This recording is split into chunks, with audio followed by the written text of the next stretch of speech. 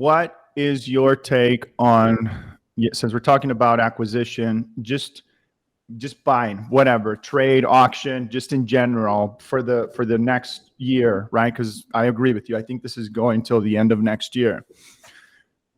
Should we be taking more risks and buying more inventory, or still trying to stay ultra conservative when it comes to buying inventory? So our strategy is pretty simple.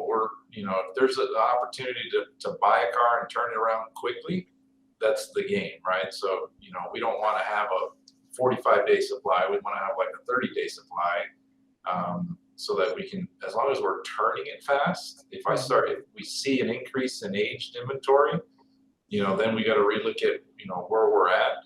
But our inventory is relatively tight in the sense that, we don't have anything over 60 days old. And we might have a handful that are over 45 days old, but for the most part, we're turning them in 30 days. And as long as we can turn them, we're not buying cars with high market day supply, or we're not actively sourcing them. If we get them in trade, we're good, or we buy them from the street. Customers come in and sell it to us from the street. We're buying them, but we're not going to auction to buy those high market day supply vehicles. So as long as it's got a low market day supply, and we're buying those aggressively, and we're selling those as soon as we get them. So that's kind of what we've been doing.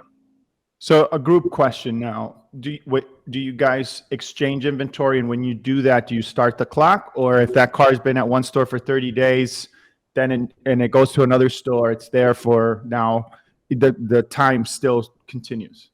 So it's a combination. So like from an internal standpoint, we keep that same stamp on that car. Like if I've got a car that hits day 30 or 45 and it gets transferred to another store, that internal clock, we still know how long it's been here, right? But from that deal, the new dealer that it gets, they have a new clock that starts. So right, okay, we give them an opportunity to sell it as well. So, but right on. They get it at a reduced price. They get it like they had just bought it at auction, or off the street. It's not. We definitely take the write down, so we kind of make it advantageous for that dealer to continue to keep trying to market to move it. Yeah.